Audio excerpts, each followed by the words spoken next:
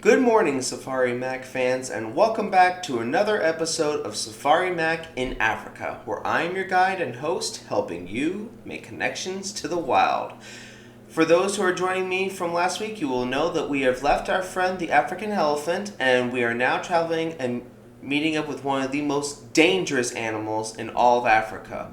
And this is also a dangerous herbivore. Meet the African buffalo. With that said, let's just jump right into it and explore their world. Now, before we begin, I want to point out something that sometimes is considered to be a very common misconception. First of all, buffalo and bison are two completely different animals. They are both members of the Bovidae family, or the bovines, which includes all kinds of cattle, but there are major important differences. For one, buffalo are only found in the Old World, so Africa as well as Asia, where in Asia you would find the Asiatic water buffalo. But bison are only found in Europe and North America. And some of the major differences are that bison tend to have a bigger head, and their horns, while not as long as a buffalo's, are a little more curved and a little more sharp, while the buffalo is more broad and more, as you can see, a little bit more elaborately decorated. And another major important difference between buffalo and bison is buffalo don't have that characteristic kind of hump on their back, which makes it look like the bison hang their head low. But there's actually a Native American legend that we'll get to when we meet with the American bison. But first, I'd like to also incorporate something else. In terms of their ancient history, I was not able to find who the buffalo's ancient ancestor was. So I would like to point out something different. This is Arcturus.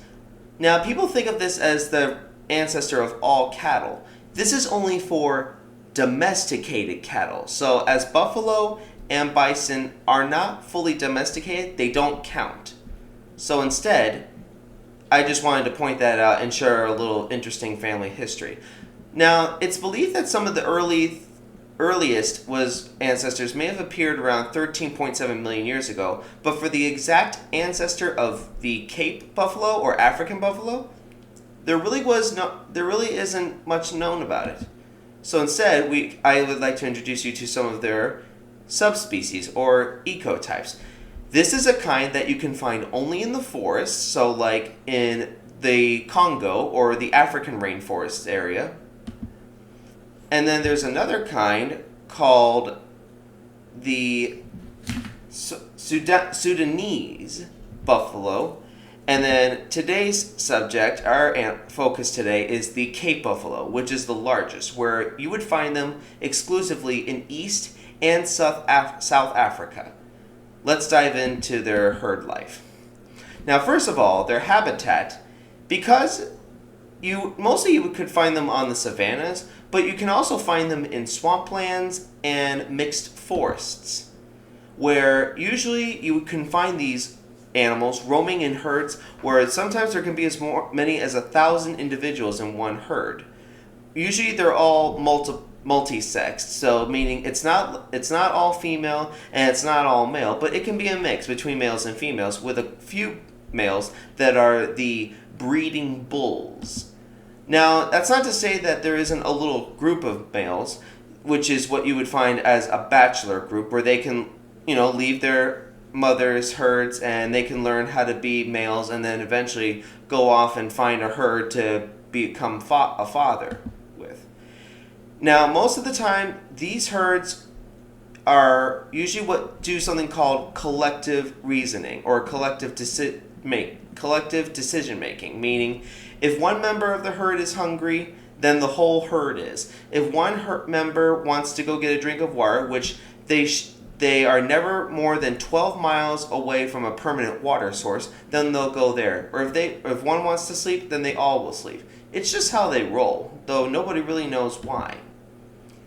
So after a gestation of nearly 11 months, a female buffalo will give birth to one calf and usually sticks around for a couple of years until it's ready to leave its mother, and then by the time, if it's a male, by the time he's 6 years old, he'll be considered to be fully grown and ready to leave his mother, while females could be around 5 years old when they're fully considered to be fully grown and ready to become parents themselves.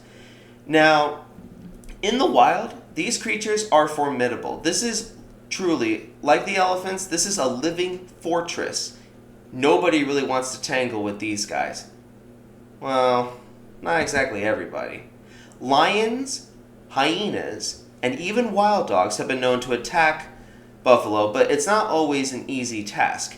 So, think of yourself trying to attack a truck that had spikes on the side. That's usually how it would look if it was just one lioness against a whole herd. It's just not possible. Although, some biologists have reported seeing lone male lions, or even a group of male lions called a coalition, actually working together to bring down buffalo. Usually, it would take a whole pride to be able to bring down one animal. But even that is no guarantee of a meal, because if one member of the herd gets threatened, the whole herd usually unites and tries to turn the tables on the hunter or the hunters. So, speaking of hunters and hunted, let's talk about their food source. First of all, buffalo are herbivores. They are mostly eating different kinds of plants. But now, I'd like to show something that's a little interesting. Now, here I have a picture of a forest. So if you live in a forested area, you know how there are different kinds of trees. Like there could be pine, there could be oak, there could be maple, all different kinds of trees living together. Well, it's kind of the same way for grasslands. Different kinds of grasses grow at different kinds. So, and usually every kind of herbivore has a different taste or a different way of feeding themselves. So, buffalo usually tend to eat the really tough, tall, coarse grass, and by doing so, they inadvertently are allowing other kinds of grass that other herbivores would prefer to eat to grow in place, and thus, in a way, all herbivores are somewhat connected. So here I'll explain. Like I just said, the tall, coarse grass, that's what buffalo would be preferred to eat, as well as leaves from trees whenever they can get to them, or even from bushes. But so, with the removal of this tough, coarse grass, you have a different kind of grass. So, zebras would tend to eat the tall kind of tall grass of a different kind.